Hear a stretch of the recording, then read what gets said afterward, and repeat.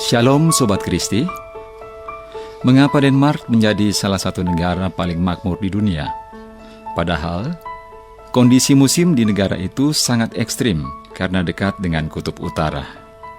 Lagian, negeri ini, matahari dan siang hari hanya sebentar saja, terutama di musim dingin. Suatu hari tanpa sengaja, saya mengarahkan jari jemari saya melalui Google untuk membuka sejarah negara Denmark. Dari info Wikipedia yang kebetulan saya baca, ternyata Denmark adalah negara paling nyaman untuk tempat tinggal manusia di dunia.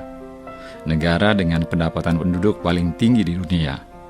Juga menjadi negara paling makmur di dunia, paling bersih di dunia, hingga mendapat gelar negeri dongeng.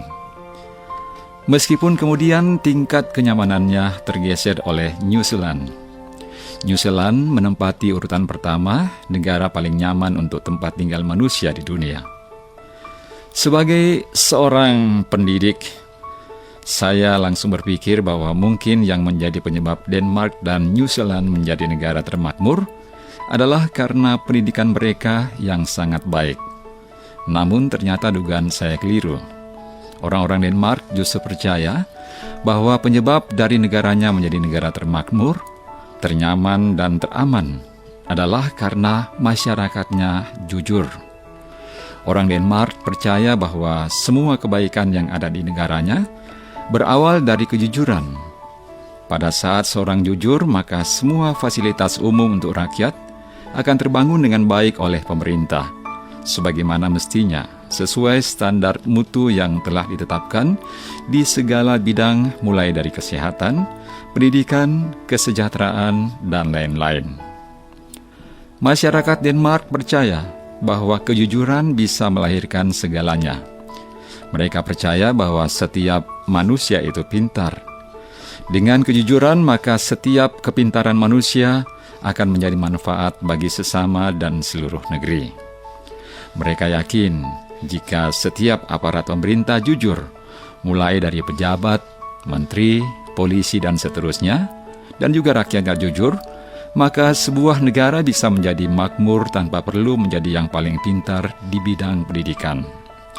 Ternyata memang benar, Denmark masuk dalam salah satu negara dengan tingkat korupsi nyaris nol, seperti juga Finlandia dan New Zealand.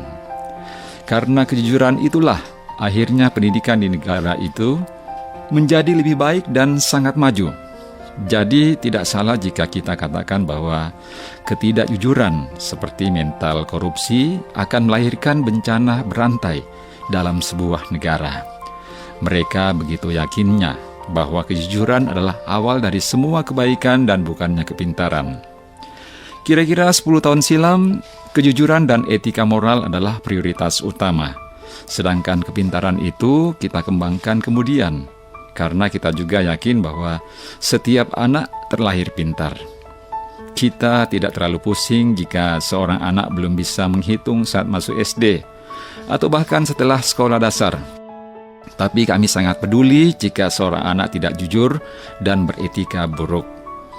Dan setelah kami meninjau artikel ini, diingatkan kembali oleh Tuhan untuk tetap mempertahankan apa yang kita yakini, bahwa karakter, perilaku dan kejujuran adalah landasan untuk membangun Indonesia yang kuat dan makmur, bukan sekedar angka-angka akademik yang tertera di buku-buku raport sekolah. Nah, pendengar yang baik, belajarlah juga dari pengalaman negara lain.